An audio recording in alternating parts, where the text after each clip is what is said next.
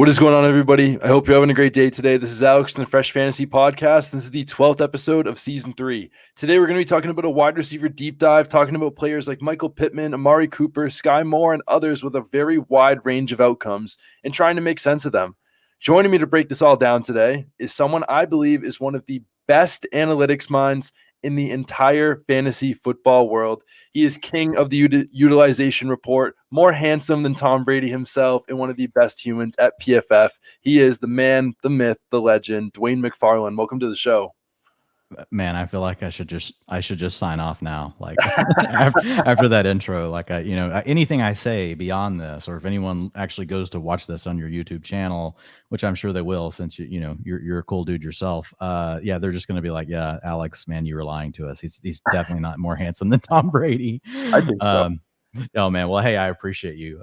You're the guy that gets to hang out with real quarterbacks. That Mac Jones thing was that was crazy. You're also, I guess, pretty tall. How tall are you? I think I'm 6'4", maybe 6'5" on a good day. Yeah. I'm not slouching. That's one of the interesting things, like with Twitter and just social media in general. Like, we don't know, like, you don't know people's heights. You just see faces all the time. Like, so like I'm 5'10", you're 6'4", but like Rich Rebar, right? I didn't know how tall Rich was. Yeah. Like and Evan's a big guy. So yeah, it's pretty cool. But yeah, man, I'm super excited to join your show. Got the pleasure to like meet you like in person not in person, virtually, but last year on a Football Guys podcast. Yeah. And like I've enjoyed following your stuff since then. So yeah, appreciate all that you're doing in the community, man. Absolutely. Likewise, and I appreciate it. And like you said, to go back to the height thing, I don't know if you'll go this year, but like the Fantasy Football Expo in August, I know like Ian went there last year. I'm gonna go, yeah. And it was the craziest thing seeing people's heights like in person and how like a lot of people were taller or shorter than you expect. I think the craziest one for me, and I know I've literally seen him on TV so many times, is Mike Clay. Mike Clay is so tall in person. Like he's like 6'2", 6'3", and like I wasn't like expecting Mike Clay to be short. Like he was just like way taller than I would have imagined. And a lot of people, again, it was like when you see people have legs, it's not just shoulders. Fantasy football stats, everyone has legs. That was a big takeaway. But that's mine. That was your big takeaway from the Expo. That's my big takeaway from this pod. Everyone, 99% of people anyway. Absolutely. Yeah. at least you would hope. But I'm excited for that. And I'm excited for this episode today. And the first player I wanted to talk about was probably one of the, players that have been talked about the most over the last month or so at the NFL draft, and the fact that he was traded to a new team, and that's A.J. Brown. A.J. Brown's on the Eagles. I think we know that A.J. Brown is a great player, but can you give us a little bit more insight on what you expect from A.J. Brown this year? Yeah, absolutely. So just this week, for anybody that wants to go check it out, I put up my new wide receiver tiers, and I created advanced data profiles for every single one of these players. So this has really been my first year to be full-time in fantasy football. So I came on with Pro Football Focus last August, and it was pretty much go time, right? It was like I was getting my tiers and everything together, basically getting like thrown into the fire, like just getting people ready for drafts. Well, now this off season, I've been playing fantasy football for a really long time. I play a lot of high stakes fantasy football. And so like I've got a process that I've used. I'm very data oriented, like you mentioned. And so now having access to all this really cool stuff at PFF, I've had more of a chance to really, kind of test different things, figure out other data points that we may have that I didn't know about. But a lot of what I have so far are really things that I know have been working at least for the last 2 or 3 years. So I created these advanced profiles for every single receiver. And the way that I break players down into tiers is based on some pretty common sense kind of things, but backed by really cool data and analytics. So number one really is just their talent, right? So A.J. Brown's going to score really high on the talent level. And there's 2 areas of talent. Number one, can a receiver generate targets? And the way that I go about looking at that, one is looking at their historical target shares. If it's a player, though, that has missed a lot of games due to injuries, or they're in and out of games due to injury, or it's a player where we've really got, maybe they were behind a loaded depth chart, I'll use targets per route run, right? Because really all that's grading for is like just when you are on the field, right? Step one is, can you get on the field? Step two is, when you're on the field, can you demand targets in an offense, right? So targets per route run is a really cool thing I've been using for about the last 3 years to help look at guys that you've got smaller sample sizes on, things like that. And then there's really more, okay, once you get the ball, well, there's really one step between. So where all can you demand targets, right? Every target's not equal. If you can demand a target deep and you connect on that, right, there's instantly yardage baked in. There's maybe a better chance you score a touchdown. So the average depth of target is taken in, right? Air yards, that kind of thing. But then once you get the ball in your hands, like what can you do with it? Yards after the catch, right? And so because those two things, the ability to catch deep balls, catch balls more down the field, plus the ability to create yards after the catch, those lead to the bigger plays, which are your explosive target rate. So those are catches of 15 plus yards or more. So we've got talent equals the ability to generate targets, right? The next thing, and I also have like separation data and all these things, and there's some really cool stuff. I actually do look at man coverage, zone coverage. Like I use those as tiebreakers. Can a player, do they create targets over the last 3 years equally, or at least as good against both types of coverage, that kind of thing. I'm really looking for thresholds. And then that next layer that really comes in is, once you get past, talent, then I'm looking at the environment that the player's in, right? And there's two components of that. There's one part that helps drive their volume. So for example, if you are Jamar Chase, right? And we talked about talent, like he did demand targets, not quite as much as some of the absolute elite guys last year. But then when you look at what he did after you got the ball in his hands, yards after the catch, 8.1, percentage of his targets that came at 20 yards or over, 28%. His explosive play rate's 30%. Those are all, like, if you're looking at like a heat map, like what I have, and I have this heat map set up in the article that the folks can find at PFF, where you can see every player. Jamar Chase is just a sea of blue, because I make blue like the best and then red is bad. Okay. And so whenever you're looking at him, like, he hits all these things. But what's cool about Jamar Chase, man, there's hardly anyone that gets the deep type of targets that he does, that also has the yards after the catch ability. Like Debo is usually more underneath, intermediate, and then he's a yak guy. Well, Jamar Chase can do both. He can beat you deep. He can beat you underneath. He can beat you deep and then run away from you, right? There's not very many receivers that can do that. But then there's the last part, which is really, like I was talking about, the team environment. And so first thing is, like, how often do we expect the team to pass? And I exclude overtime, since we can't project overtime. And I'm looking really at the coaching history, looking at the staff, and I'm doing a projection of what I think their dropbacks per game are going to be this year based on those things. And so, for example, we'll stay with the Jamar Chase example. He's just slightly above league average. The Bengals, I've got him at 39.1. But then the next thing I want to know is, like, what's their target competition? And an easy way I think that we can do that is really using market sentiment. So I actually use ADP. And right now I'm using FFPC's ADP for their best ball slims, and it's looking at the number of teammates that Jamar Chase has at wide receiver that are also going in the top 36, and any tight ends going in the top 12 at their position. And so then it just adds those together. So with Jamar Chase, he has one teammate, right, that's also going in the top. So not bad, like above average projected dropbacks, only one teammate he's competing with targets for. And then the last part is quality of targets. And what I'm using for that is the quarterback ADP. Like, so do we have a quarterback that's actually going to drop back and pass a lot? Now, you have to be careful with that, because ADP, right, a lot of times the guys we love to take the most, there's several, like Jalen Hurts, Kyler Murray, Lamar Jackson, even Josh Allen to some extent, but he throws enough, it's fine. Kyler really throws enough too, but their ADPs get pushed up by their rushing. So that's why it's also important to have like dropbacks per game projected combined with really QB ADP, because you're looking at, okay, like a target from Patrick Mahomes is worth more than a target from Mitchell Trubisky, right? Makes kind of sense. Yeah, and then the last part is like what Vegas's projected wins are. So that's the other thing. The number one stat that I found in the last 20 years, like of looking at individual stats for players and talking ones that are widely known by pretty much everyone in the public, yards per attempt passing is the number one individual player stat that actually correlates back to wins in the NFL, right? It's not how often you throw it, it's how well you throw the ball, right? It's the number one driver. So, or correlator to wins, not always the driver. So really all those things are coming together. And then of course, age, right? Age matters as well, because we're using age curves. Guys that reach certain ages, every year I'm giving them a new percentage chance to start to fall off the cliff or bust, right? And that typically for receivers starts around 29 and a half years old, but also in their first 5 years, I'm giving them a better chance to break out.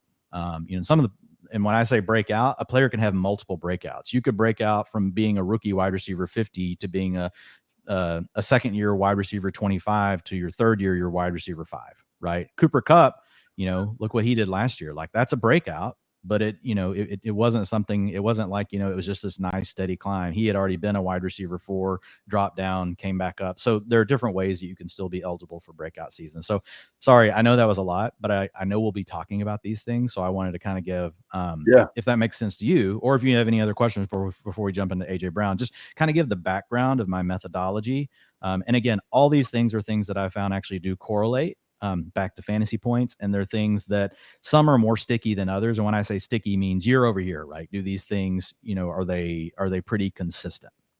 So with just for my own clarification and for the listeners themselves, like this whole process of how you're tiering and ranking these wide receivers are like a combination of like some of the most predictive numbers and statistics that you found, over the last 20 years in terms of trying to find who will be the best based on the most predictive metrics. Is that the best way to put it?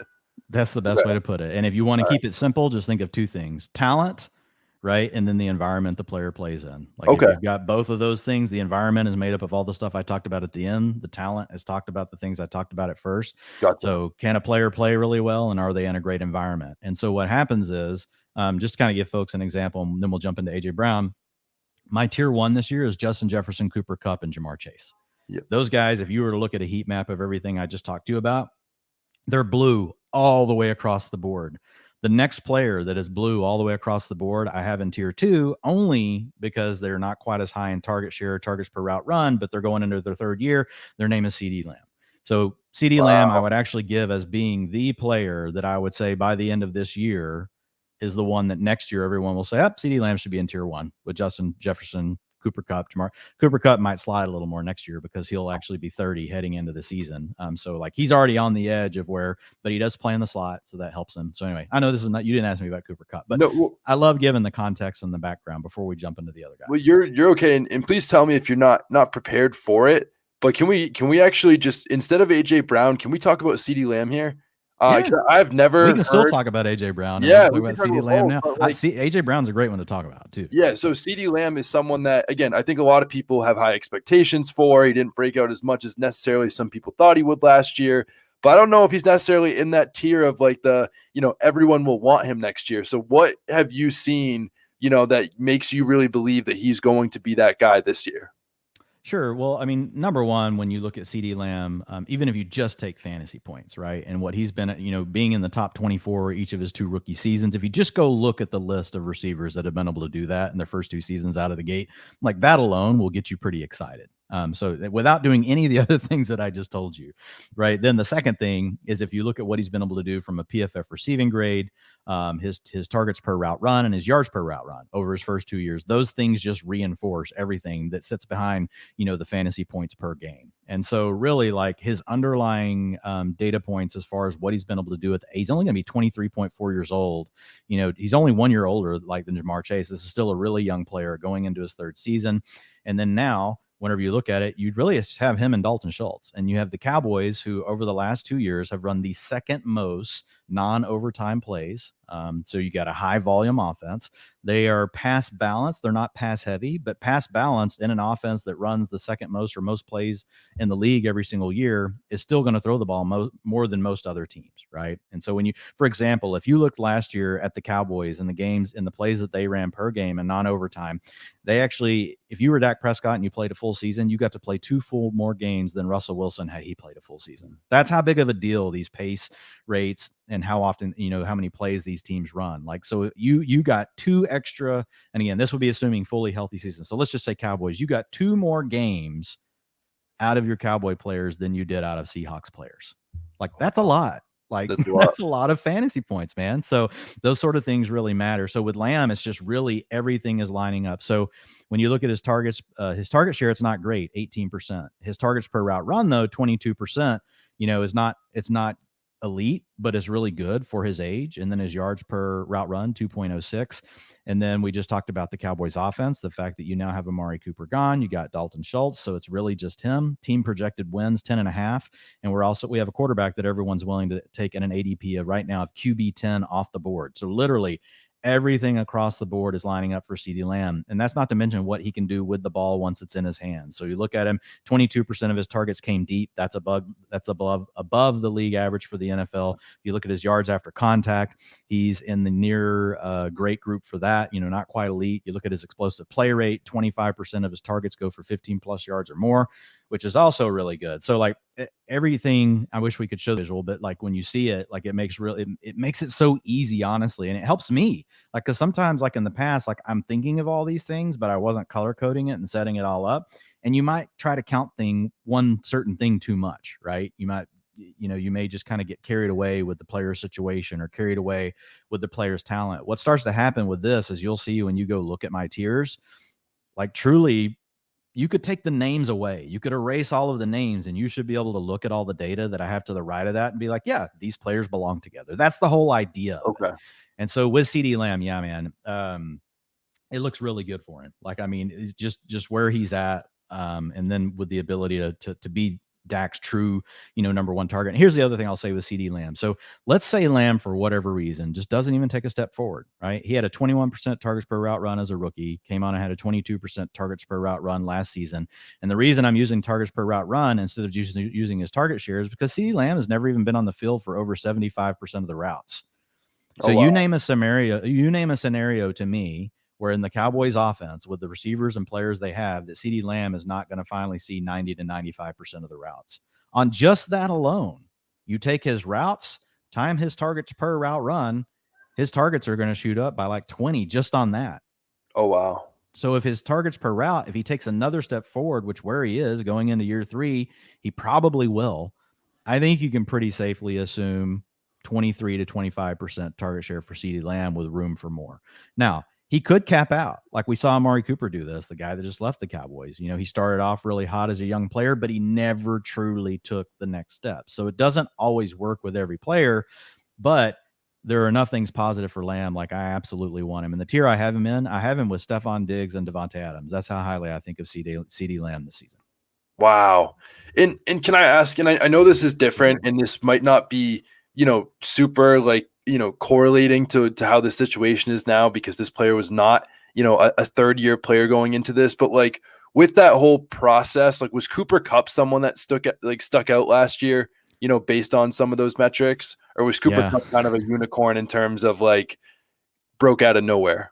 Well, Cooper Kupp, it's, he broke out later having the huge year, right? But the changing thing for him was really Matthew Stafford. The big change last year for Cooper Kupp is if you go now look at his ADOT, I think it dropped down to 6.8. Whereas with Goff early on in the play action days when Cooper Kupp was first in the league, like a lot of deeper targets. And then it just kept going down, down, down.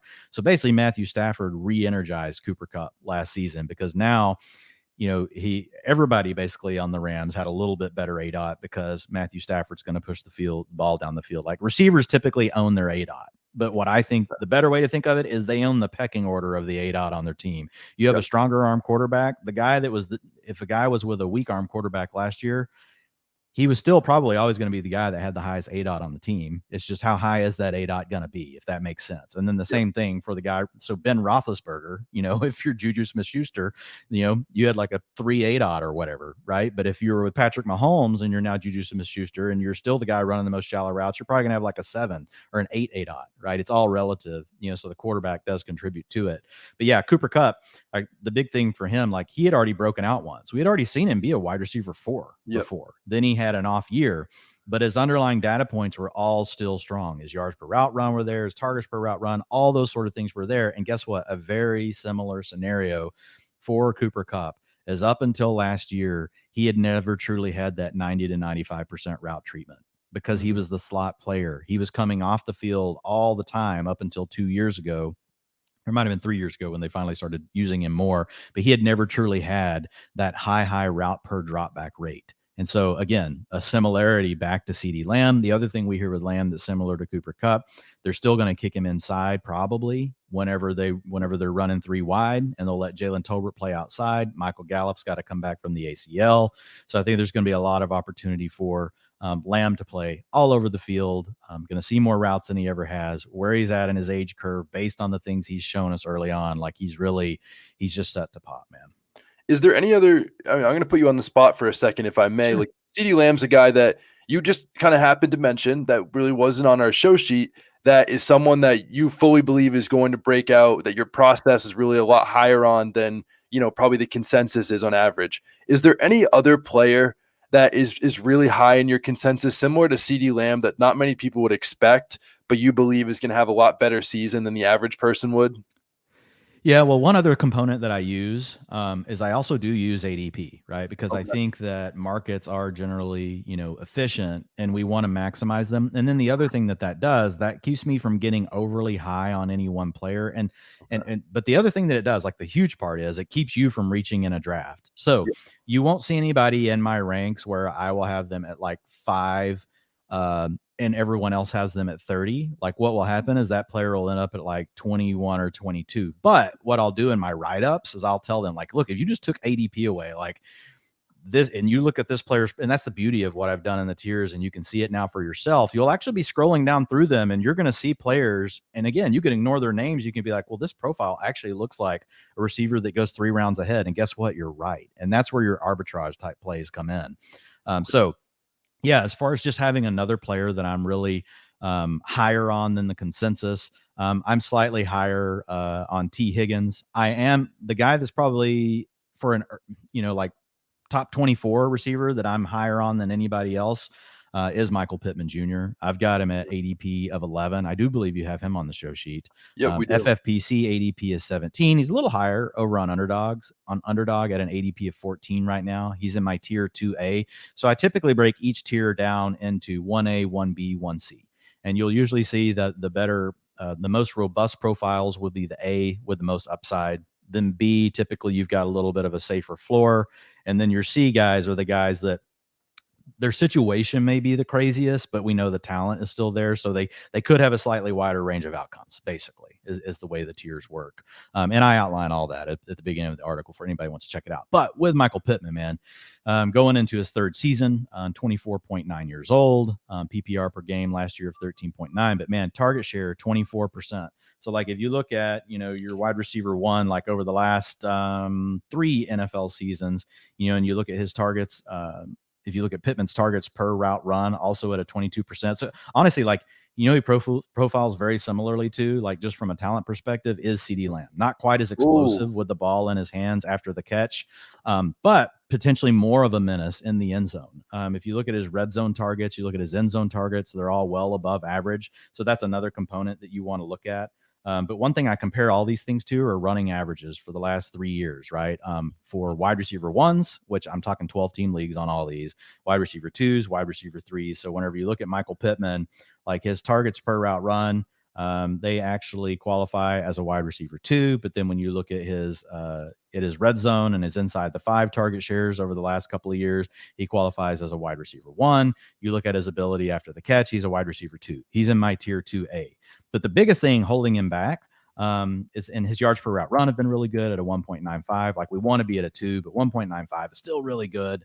The biggest thing holding him back is really, the offensive environment, right? So the Colts ran the ball more than anyone last year, but they also led by 4 points or more than any other team in the NFL. And that is not a very sticky stat. You can go for margins like that, right? Can change really quickly. And all of a sudden what we could see from the Colts, we could see them in more neutral game scripts, meaning the game is within 3. They'll also probably pick up a few more trailing scripts this year. It's really hard to stay at as a high of a rate as what we saw with the Colts last year. So I'd expect them to pass the ball a little bit more. They're still going to want to run the ball. Their identity will be running the ball, trying to be a run heavy team. But remember, game script can be dictated by the nature of the way the game's playing out.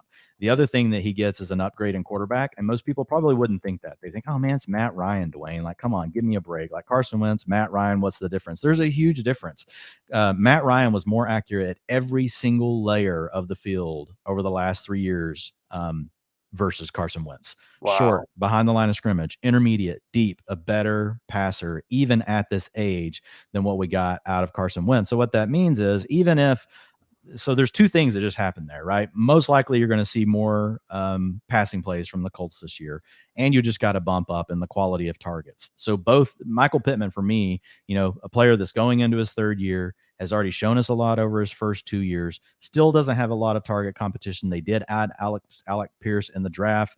They still got Paris Campbell there, but most likely have T.Y. Hilton moving on. They did add Jelani Woods. They brought Mo Ali Cox back, but none of these names, like Alec Pierce was a late riser in the draft, right? He honestly didn't really do very good in my rookie model. He was okay. The biggest thing lifting Alec Pierce up was the fact that he actually got drafted in the second round, and draft capital really does matter. So I don't want to completely dismiss Alec Pierce. I think he's fine as a later round pick, but having watched these scenarios play out, like I think Michael Pittman is in a really good spot. Like I wouldn't be surprised if we saw Michael Pittman garner a 30% target share this season, which, you know what, honestly, that's really what you need him to do to have a shot at being a wide receiver one on a team that we know actually runs the ball. But the Colts, the thing is, even if they play from behind, they're still going to run the ball more than the average NFL team does in that situation. You know, so if you looked at them last year, they ran the ball more when they were trailing, more when they were close, and more than they were leading than pretty much every team in the NFL. Tennessee, there might have been one other team that might have been ahead of them, but they were in the top 3 across all categories.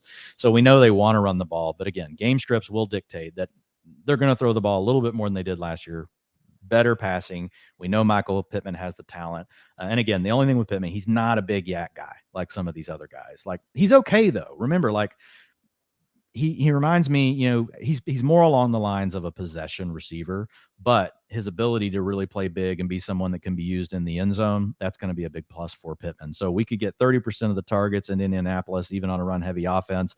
And I think you're going to see him get, just like, you know, the last season, 30 to 40% of the targets in the end zone will go to him. So that gives him a shot, man. That gives him a shot at a 90 catch, 10 touchdown season. That's so exciting. I'm super excited for Michael Pittman as well. And again, even preparing, I mean, the fact that, you know, as a second year player last year, that he was 8th in the NFL in target share. I mean, the other thing you talked about that, you know, CeeDee Lamb and Cooper Kupp didn't necessarily have was like the route participation. I mean, he was 3rd in the NFL in route participation and number 2 in route run win rate per player profiler. I know that he was also a reception perception darling last year, and he was one of the guys that Matt Harmon had written up in his late round players to target. Michael Pittman, he's like, this guy could be a really, really great route runner. And then you combine that with everything that you said, that things shape up, you get an upgrade at quarterback play, and Michael Pittman all of a sudden is one of the really great players that you're going to be targeting a lot in your draft. But another player that you also mentioned that I really wanted to get into, and I think that we love to see these duos, you know, that finish, you know, in the top 12, like your 2019 Chris Godwin and Mike Evans, your 2018, you know, Antonio Brown and Juju Smith-Schuster, guys like that. That could be, you know, Jamar Chase and T. Higgins this year. And you said that T. Higgins is one of the guys you're higher on. So I might, as a listener or someone else, be saying, like, Dwayne, like, I want to draft T. Higgins, but I'm worried about his ceiling when he plays with Jamar Chase. But you obviously are very bought in on what T. Higgins looks like. Why is that? And what is his potential or ceiling this year with Jamar Chase still healthy? So just to give everybody a little, like kind of one little step back, right? So if we look at tier 1, hyper elite talent, right? All in good situations. Yep. Tier 2, a slight step below what we see, you know, in talent for Lamb and Diggs versus the top 3, but they're pretty close, right? Devontae Adams has the talent, but he's changing teams, right? He loses Aaron Rodgers. He's going to have more target competition with Hunter Renfrow and with Darren Waller. So those things are factored in. Next tier down, still tier 1. I only have 8 players tiered as wide receiver ones, and it stops with Deebo Samuel and Tyreek Hill. They have every bit of the talent that all the top guys have. The problem is they're going to be in run-heavy offenses, and we have quarterback questions. But still quality offenses that are projected to win a lot of games. So again, we can expect there to still be some healthy touchdown, you know, competition or an ability to score some touchdowns on those offenses, even though we're not sure about their quarterbacks. The next tier is the one we're talking about. It's got T. Higgins, and we can come back to A.J. Brown as well because he's in it. Michael Pittman, we already discussed, and then Jalen Waddle. And so here's the difference, right? All of these players, they haven't quite shown it as long as like the very top tier, right? Their ability, you know, but they've already flashed that top level talent. And then their situations are all, there's some different things. So we just talked about Michael Pittman. He only has one other teammate with a top 36 or top 12 wide receiver / tight end ADP. T. Higgins has himself, right? Plus what you just mentioned, Jamar Chase, But when you look at his projected dropbacks per game, 39.1 for Higgins versus Michael Pittman, we've got it at 34.0. So that's the big difference. We see an offense that's going to have more passing volume with T. Higgins. We also have an offense that's projected to win 10 games, and we have a quarterback that we're taking with an ADP of 5 right now. So you can support two really awesome wide receivers in a fantasy offense if you believe, right, that you've got a quality offense with a good quarterback, and that's what T. Higgins has. Now, again, he ranks in my tier 2A, right? So he is in tier 2, meaning he actually profiles versus what we've seen fantasy point wise for wide receiver twos, top end wide receiver twos. That's what T. Higgins profiles for. But he ranks number 9 for me because I don't have enough guys based on the profiles this year that I can truly grade as wide receiver ones, if that makes sense. So yeah, T. Higgins is my wide receiver 9.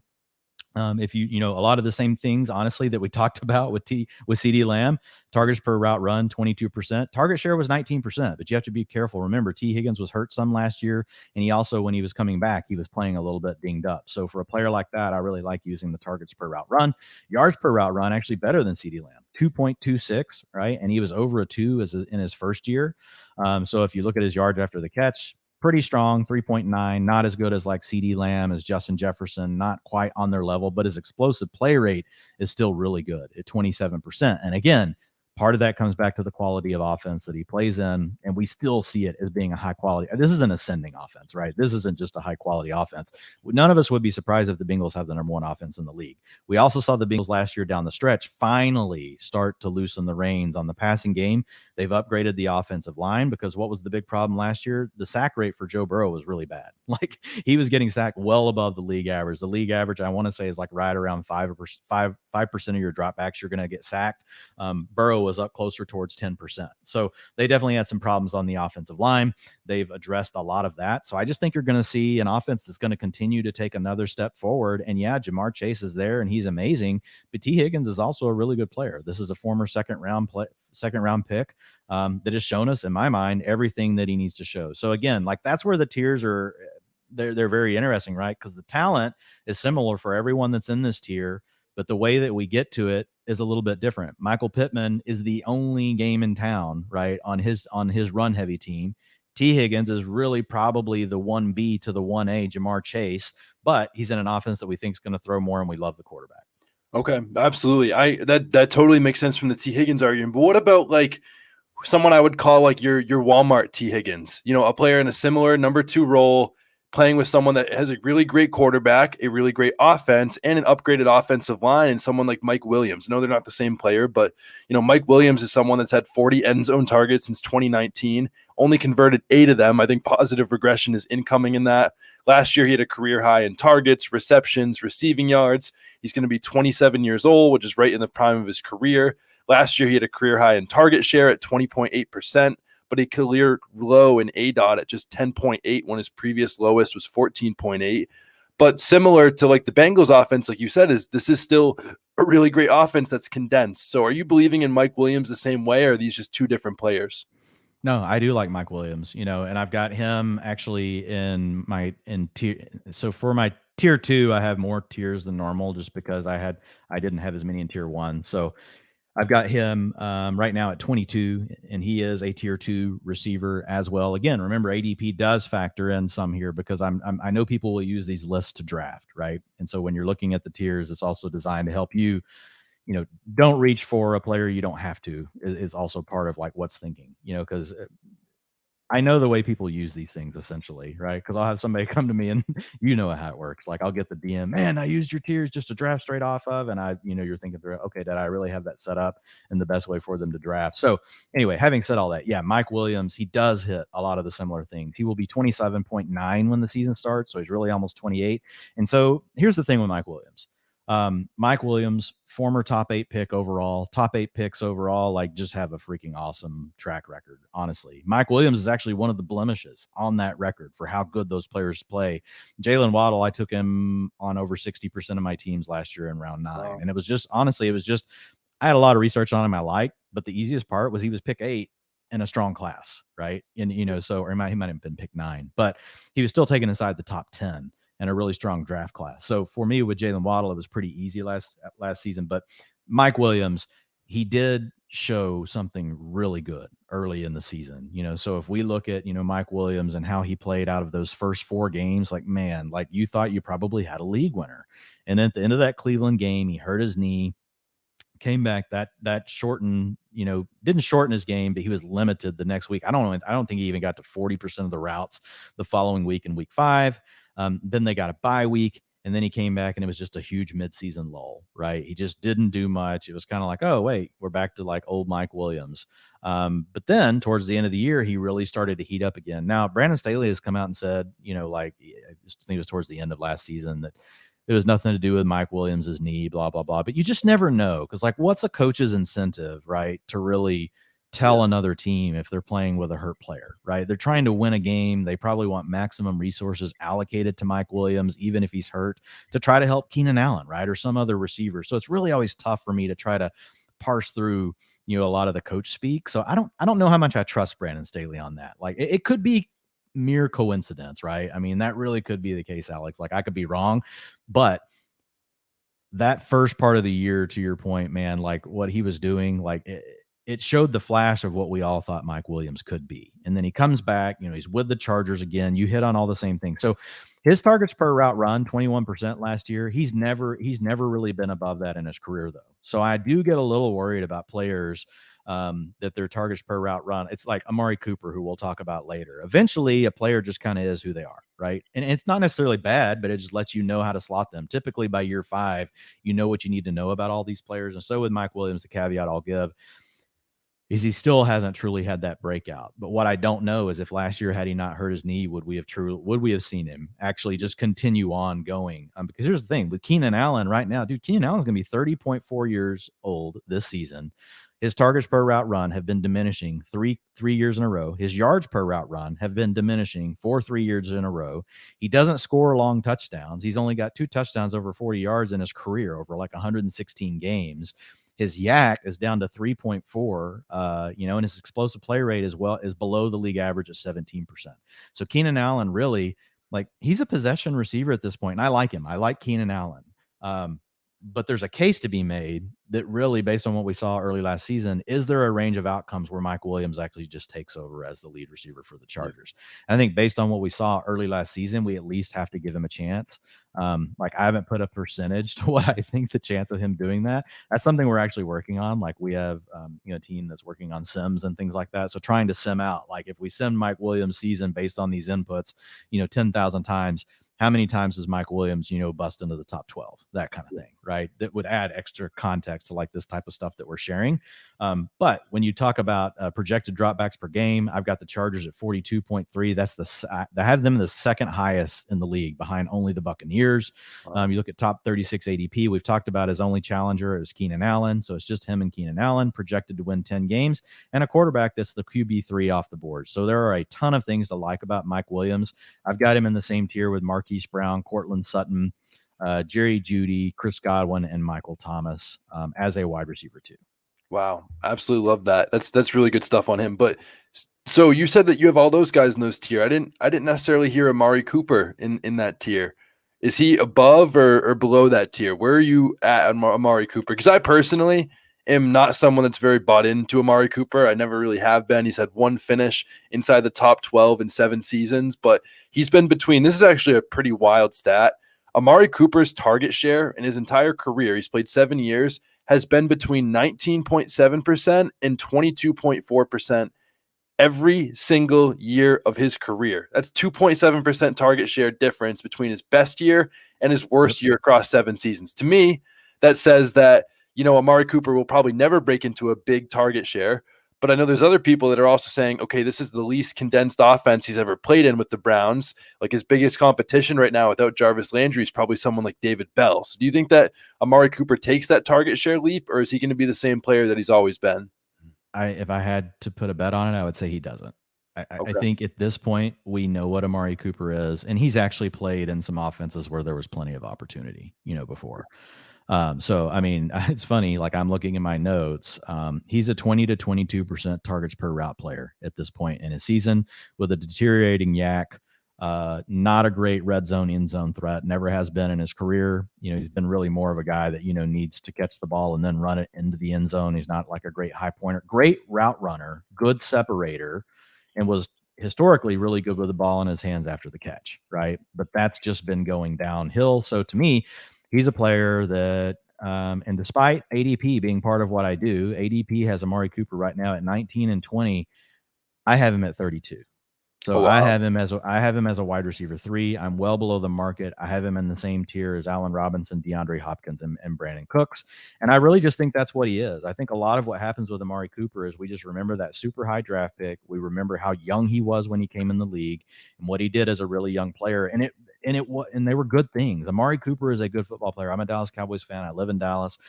There are things Amari Cooper can do that when I watch it, I just think it's a thing of beauty. He just doesn't have every gear that you need in the NFL. Like he is not a contested catch guy. He can run after the catch. He can separate, but he's not really a great down the field player, like even catching the ball in a bucket, like running past, defenders. He's a really good intermediate, like and short underneath route separator. And again, he's got the deteriorating yak. Could you see yak bounce back? Yak is one of the, it's sticky, but it's not, it won't surprise you if you see a player go from a 3-3 to a 4-5. Like it can happen. Now he will be playing in a scheme that will be heavy play action. It will be designed to help get him more yards after the catch. So think about San Francisco's offense, very similar offense with Kevin Stefanski and the Browns. Remember, he learned that offense from Gary Kubiak, who learned that offense from who? Mike Shanahan, Kyle Shanahan's dad. Right. So that's really the offense that you have going with the Browns. So I think that's a positive, but we still don't know. Like if I knew absolutely that Deshaun Watson was going to play even 12 games of the season, that would bump Amari up a little bit. Right. That would give him a little bit more. So even though like I use this methodology, I still have my ability, like, because right now it's got QB 14 for Deshaun Watson. But we know if Deshaun Watson was actually going to play, and we knew he was going to play 16 games, right? He would be a top 8. He would be a top 6 fantasy quarterback. People would be taking him as a top 6 quarterback. So knowing that, like Amari Cooper, if that were to happen, he's going to move up a little bit in the ranks. But what's also not necessarily really well baked into this is that, man, there is a chance Deshaun Watson doesn't even play this year. Like all this stuff is still playing out in court, and the NFL is not going to play their hand until they have to, right? I don't think we're going to get any kind of information early on this. I think it will be later than what people expect, because I think they're going to want to have the most information they can possibly have, because they don't want to over suspend him, but they also don't want to underdo it based on what comes out, through the civil stuff. Yep. That totally makes sense. No, and I'm with that. I think because of the situation, what that could look like, I'm definitely avoiding Amari Cooper, not only based on ADP, but I think based on the situation as well. I'm totally with that. But we've talked a lot about a lot of the top guys. Yeah, real quick, that run heavy offense. 34.7 dropbacks per game. Like I have them projected like in the bottom 5. Like the Browns want to run the football. Could Deshaun Watson open that up some? Yeah, but he might not either. They don't have a lot of weapons, right? Their next best weapon is David Njoku. You draft David Bell. You got Donovan Peoples-Jones on the outside. Your next best weapon that's known is actually probably Kareem Hunt. And there's rumors they could cut him. So the way I look at it is like the way the Browns offense is built, even if Deshaun Watson gets back, like they'll loosen the reins a little bit and let him throw, but this is going to be a run heavy offense. So the fact that it could be condensed, a lot of it is offset by how heavy of a run offense it's going to be. So like when we look at Michael Pittman, they profile very, very similarly, except Pittman is on the ascending part of his career, right? Amari Cooper has already flattened, and he's going to be 28.2 years old. He's slightly in the range of where we can start to see the decline as well, and we don't know when that's going to hit. Yep, 100%. No, I'm totally with that. But like I mentioned, we talked about a lot of the top guys, but let's talk about some of the Still later. Want to hit AJ Brown or no? I think we'll move on with him when we left. We'll move on from AJ Brown. Unfortunately, I know that we mentioned him at the beginning. High level AJ Brown. When it comes to talent, he is an absolute badass. If he had not landed on the Eagles, where you got to deal with Dallas Goedert, you got to deal with Devontae Smith. Like I still think AJ Brown's going to have a 28 to 30% target share, but we also have an offense that we know ran the ball more than any other offense in the league after week 5 last year. Yes, they threw it more than any other team in the league, but Nick Sirianni is already, in the first 4 games, but Nick Sirianni has already come out and said, look, no, we would be stupid. We still want to try to run the ball. That's really what opened things up for us. So I don't think we're going to see a high volume offense. You got 2 other players challenging for targets. The quarterback is going high, QB7 now for Jalen Hurts, but we also know a lot of that's tied to rushing the ball, and Vegas has them basically as a 500 team. It projected at 8.5 wins. So AJ Brown, man, talent screams he should be a wide receiver 1. Situation brings him down to high end wide receiver 2. Definitely. No, I'm with that. I think that, again, and just because the range of outcomes, I'd rather trust a lot. Besides Deebo Samuel, in the ADP top 10, I'd rather trust just about every other guy. I think they have a better situation than AJ Brown does, as much as the talent is absolutely there. But let's hit on some lower guys. The thing with Brown, just like one thing, like, man, in the games where he just ran 79% of the routes, because he had games where he scored 13.9 fantasy points per game. That's what people see. Oh, the games he played. But again, if you go back and you look at the games where he didn't even get to like 40% of the routes because he got hurt and he had to leave the game, his fully healthy games, he demanded 31% of the targets, and he scored 16.3 fantasy points per game. So he's still a player I like. He's very talented. You never really want to fade talent, but he just can't get a wide receiver 1 grade because of the situation. Definitely.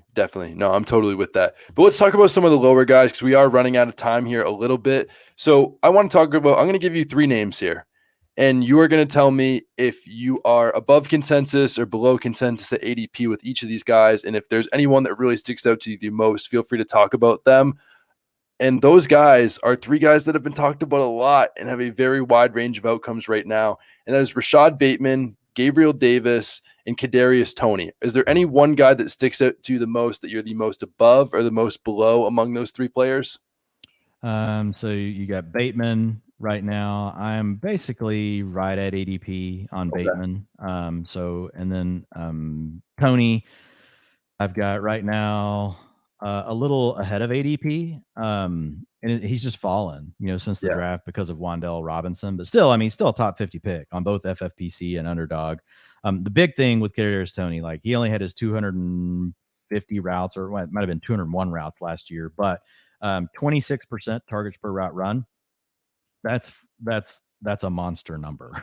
Yeah. I know it was on a smaller sample size. So basically, you're still just betting on the talent with Kadarius Toney. Doesn't have any teammates going inside the top 36 ADP at wide receiver, or top tight end, or top 12 tight ends. So basically, the public is already saying we have no clue who the guy is going to be for the Giants. It's a team, though, that's only projected to win 7 games, and also no one really wants their quarterback in Daniel Jones. So the situation is not great. It's a pure bet on talent. If he could play in the slot, that would be great. Sterling Shepard's still coming off an Achilles. You've got Wan'Dale Robinson, who was taken in the 2nd round. There was kind of some smoke around potentially trading Kadarius Toney, but look, the talent is there. And so the tier I have him in, all you're going to hear is young talent. Garrett Wilson, Skye Moore, Brandon Ayuk, Kadarius Toney, Chase Claypool, Christian Watson. Have them all in the same tier. Okay, absolutely. That's totally fair. One other thing with Kadarius Toney that I wanted to mention is the fact that, since 2011, there's been 13 wide receivers that were drafted in the 1st round to average over 2.00 yards per route run in their rookie year. 11 of those 13 players have had a wide receiver 1 season at some point. And that's 11 out of 13. Kadarius Toney is one of those 13 players. So outside of Toney right now, that's 11 out of 12 players that hit that yards per route run mark have hit a wide receiver 1. You take in the monster number of that 7th in the NFL target rate when he was on the field, 7th in the NFL as a rookie, and demanding targets every time he was running a route. He's also 3rd among all rookies in yards after the catch. Kadarius Toney is another one of those guys I love. One other guy I wanted to hit on real quick that I did mention in that thing that I wanted to hear your thoughts about really quick. Gabriel Davis. Are you in or out on Gabriel Davis? Like, do you think that there's a lot of people on Twitter that are always battling about, Gabriel Davis going to be the next guy that breaks out, or Gabriel Davis is terrible? Are you more neutral in that situation? Do you have a side to play? Yeah. So here's my thought on Gabriel Davis. The Bills didn't draft a receiver, and so I know the instant thing that people will say as well, you got to be able to create targets, and that's true. But if you look at Gabriel Davis last year, down the stretch, once he finally became the starting wide receiver, because up until the last 6 games of the season, including the playoffs, like, he was a 40% route guy. And then they finally just said, okay, boom, here we go. 80% of the routes, you're going to be opposite of Stephon Diggs for the most of the time during the games. He actually jumped up to a targets per route run of 20% during that stretch, which was actually higher than his season average of 18%. And if you include his playoff games, he averaged over 2 yards per route run in the time that he was actually trusted to be a starter. He's only 23 and a half years old going into this season. And so here's my thought on Gabriel Davis. It's this. Like, what moves him up right now? I've got him at wide receiver 28. FFPC has him at 34. Underdog has him at 26. So I'm above consensus on FFPC. I'm below consensus on Underdog. But if you look at his underlying data points like the year before, and if you just use his averages and you don't go back and kind of like peel back the layers and look once he actually truly got to get on the field, like I think it's kind of that's where some of the negative sentiment is coming from. Had another receiver been drafted like in the first or second round, I think it would have been really problematic for Gabriel Davis. But right now, here's the thing: it's like CeeDee Lamb. If you look at Gabe Davis, I don't see a scenario with the roster they have, with how much 11 personnel and 10 personnel, and they could use more 12. They did add OJ Howard. I don't see a scenario where Gabe Davis isn't on the field for at least 85 to 90% of the routes. And if he just does that alone and he does not take a step forward in targets per route run, and let's say it's 18%, not even the 20% he averaged, down the stretch, right? Because targets per route run, I think you're better off just look at the whole season, because it's just saying, hey, when you were on the field, could you demand a target? It doesn't matter if you're a starter or not. So let's just use that 18%. And if he doesn't improve from that 18%, he still plays in the offense that we think is going to probably run top 3 in passes thrown, has the number 1 QB in ADP, and is the team projected for 11.5 wins by Vegas, one of the tops in the league. So you have a high quality situation. The other targets, Dawson Knox is really not very good. Targets per route run, well below league averages for NFL tight ends, below league averages for top 12 tight ends in fantasy football. If we look at, the other option, Jamison Crowder, I think is actually more of a threat than Dawson Knox to actually make noise in the Buffalo offense, more than what we think. But yeah, so for me with Gabe Davis, like even if he doesn't take a step forward, it's kind of like CeeDee Lamb, just on the extra routes he's going to get, it's going to be hard for him to not finish as a wide receiver 3. If he takes a step forward and actually gets better, I think his range of outcomes includes being up to wide receiver 18. Wow. And again, look, his profile it doesn't say that. It doesn't, his comps are not great at this point in his career. Now that's including draft capital, right? After next year, I dropped draft capital out of my model. Going into year 3, I still include a player's draft capital. So next year, he could actually it's weird. That's where I kind of have to watch the stuff. He could look even a little better in the model. But like for Davis, yeah, man, like it's just, if you were just to comp him on his first 2 years, not kind of look at some of the underlying stuff of when he became a starter, like his comp players aren't real great. They're like Devin Funchess, Torrey Smith is in there. So some players that have shown flashes in the past, but never truly became consistent producers. And I still think that's the floor for Gabe Davis. I think there's a chance that, really he's already hit all he can be and he could actually regress.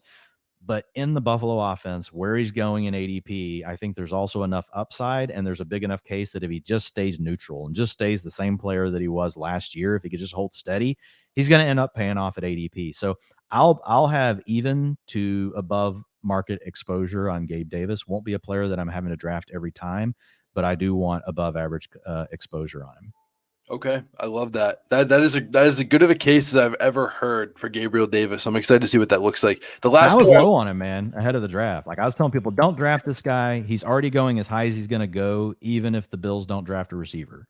So just if you want to draft Gabe Davis, wait until the NFL draft's over. Definitely. The last player I want to touch on real quick, we only have a couple minutes to do it, is Skye Moore. Before we get into your flag print, Skye Moore, I think, is very interesting. I know there is a little bit of target competition in that offense now with Travis Kelce, Juju, and Marquise Valdes-Scantling. Skye Moore, a rookie that people are really high on. Again, he had a top 1%, college target share last year. He was an early declare, 4.4 speed, second best receiver in reception perception versus man, best receiver in reception perception among all incoming rookies versus zone. Is he someone that you're buying at all, or are you kind of staying away from someone like him at this point? I absolutely love Skye Moore. He did really well in the rookie model that I created for receivers over at PFF. People can go look at it. Scored really highly in a lot of important ways. Here's the other thing: Juju Smith-Schuster has tried for 2 years in a row to get a contract, and he can't. Why? Because since his breakout season, he's gone from a 2.08 yards per route run to a 1.49 to a 1.29 to a 0.88 targets per route run.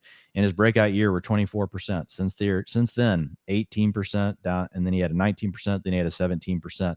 He is a wide receiver 3 to wide receiver 4 in the NFL. Like Juju Smith-Schuster, like I think we're giving him too much credit because he has had he's had a 97 and a 111 reception season.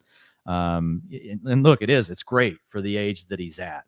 But look, none of his underlyings really suggest that Juju Smith-Schuster is really that good of a player anymore. And the fact that he couldn't get a contract despite how young he is and all these teams and how much they're paying for receivers, I think that tells us what the NFL also thinks of Juju Smith-Schuster. Now, he gets to play with who? Patrick Mahomes. So that's great. That's what's boosting Smith-Schuster up the boards. But I'm fading Smith-Schuster. I'm far below ADP on him because of all the trends that I just talked about in his underlying data, which means the player I already loved coming out was Skye Moore, and so he's the guy that I would much rather draft. I would much rather draft Skye Moore around pick 41, where his 80 or 40 is his ADP. 41, sorry, is his ADP on FFPC, 39 on Underdog. I have him in my wide receiver tier 4A, so those are your upside wide receiver 4s. I love Skye Moore. I will be well over market consensus in the amount of teams that have Skye Moore on it. Awesome. I absolutely love that. And the last thing we have for you today, Dwayne, it has been a wonderful show to have you on. I appreciate all this deep dive. I can't wait to listen back and take notes myself. But the biggest question of all is your flag plant. And I will say, I'm going to put a little pressure on you here. Your fellow PFF constituents have done really well on the flag plants of my show. Ian Harditz's flag plant last year was on Deontay Johnson and Andrew Erickson. Rest in peace. No, he's still alive, but former PFF employee moving on to bigger and better things at Fantasy Pro. Shout out to him for being amazing. His flag plant last year was Joe Mixon.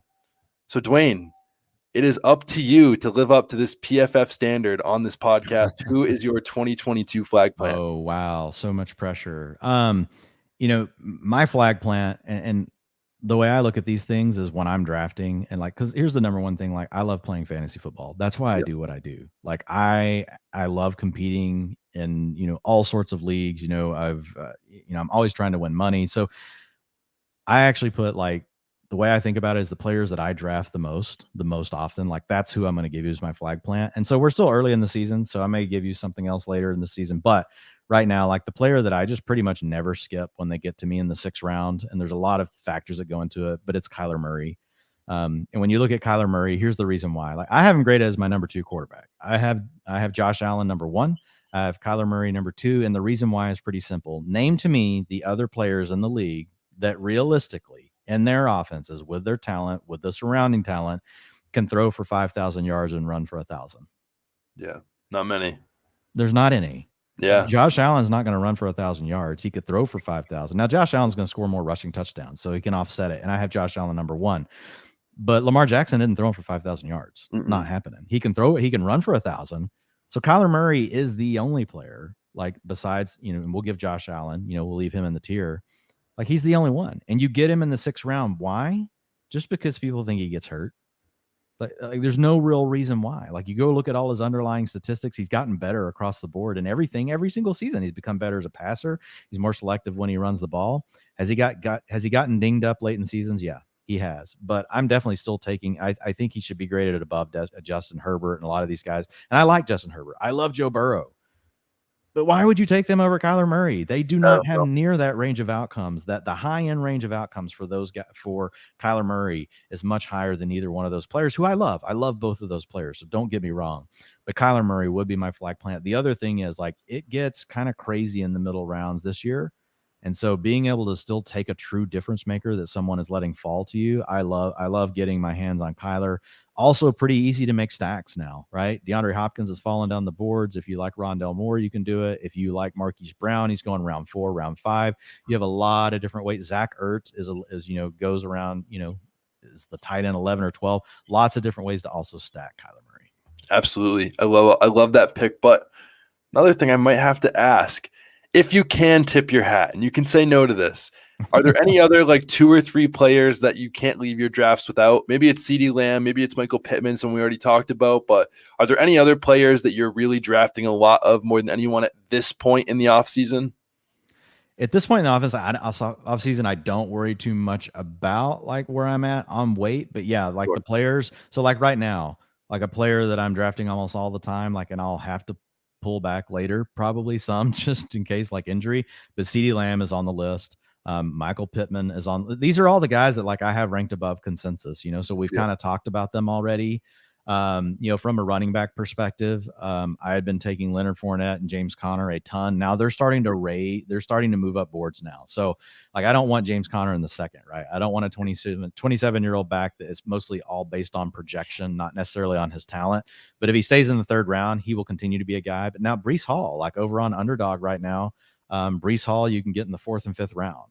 Breece Hall, like, look, he's still a dual threat player. He's got big upside as a receiver. He can make big plays. Like, so for me, and I like Michael Carter as well. So, but whenever I'm getting Breece Hall in the 5th round, I absolutely love it. But yeah, like if I just had to say one, like that, it's like every time I come around the turn and they're sitting there, I take them at the end of round 1. It's CeeDee Lamb, like for all the reasons I gave you. I love that. I love that. Well, I'm Dwayne, looking right now just to see if there was any others I should throw out at you, but absolutely. I think that's good.